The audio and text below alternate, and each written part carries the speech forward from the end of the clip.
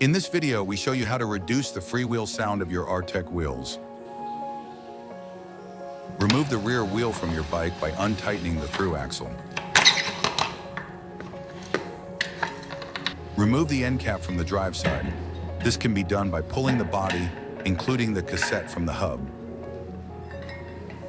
Then remove the large ratchet which is located in the hub shell, and the small ratchet from the free hub body.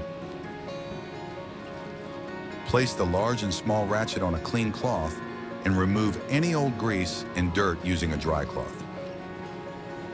Now take the silence grease and apply about 3 milliliters of grease on top of both ratchets. Besides, apply some grease around the ratchets.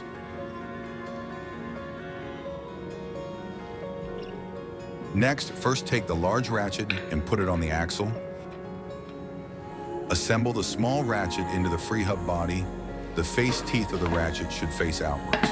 Push the free hub body with the cassette and end cap towards the hub. When pushing on the end cap, a clicking noise indicates that the end cap is mounted correctly.